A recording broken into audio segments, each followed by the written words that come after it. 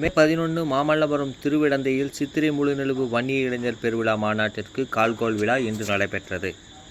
கல்வி நிலையங்களில் உள்ள ஜாதி பெயர்களை 4 வாரங்களில் நீக்க வேண்டும் என சென்னை உயர்நீதிமன்றம் இன்று உத்தரவிட்டுள்ளது. கடத்தூர் காட்டாற்று தடுப்பு சுவர் பராமரிப்பு பணியில் நெடுஞ்சாலைத்துறை பணியாளர்கள் ஈடுபட்டனர். தென்னரைக்கோட்டையில் உள்ள விநாயகர் கோவில் கும்பாபிஷேகம் இன்று நடைபெற்றது.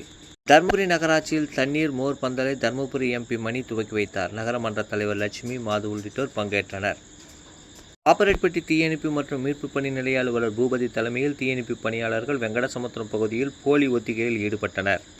ஏரியூரில் மக்கள் தொடர்பு திட்ட முகாம் கலெக்டர் சதீஷ் அவர்கள் தலைமையில் நடைபெற்றது.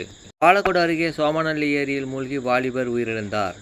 பாலக்கோடு கல்கோடப்பட்டி தேசிய நெடுஞ்சாலையில் மினி சரக்கு லாரியில் கடத்தி வந்த 394 கிலோ குட்கா பறிமுதல் செய்து போலீசார் விசாரணை மேற்கொண்டு வருகின்றனர். கொல்லுப்பட்டியில் டிராக்டர் ரொட்டாவேட்டரில் சிக்கி தலை துண்டாகி ஒருவர் உயிரிழப்பு. தர்மபுரி மாவட்ட தேமுதிக நிர்வாகிகள் ஆலோசனை கூட்டம் இன்று நடைபெற்றது. நகரம் திமுக தெற்கு ஒன்றியம் சார்பில் பொது உறுப்பினர் கூட்டம் நடைபெற்றது. மாவட்ட செயலாளர் எம்பி மணி, இன்பசேகரன் பங்கேற்றனர். தேசிய திறனறிவு தேர்வில் வெற்றி பெற்ற கடத்தூர் வட்டார பகுதி மாணவர்களுக்கு பாராட்டு விழா மற்றும் சான்றிதழ்கள் வழங்கும் நிகழ்ச்சி இன்று நடைபெற்றது. கடத்தூர் சேனை தலைவர் மண்டபத்தில் அருள்மிகு செல்வ விநாயகருக்கு வெள்ளிக்காப்பு அலங்காரம், சங்கட சதுர்த்தி பூஜை சிறப்பாக நடைபெற்றது.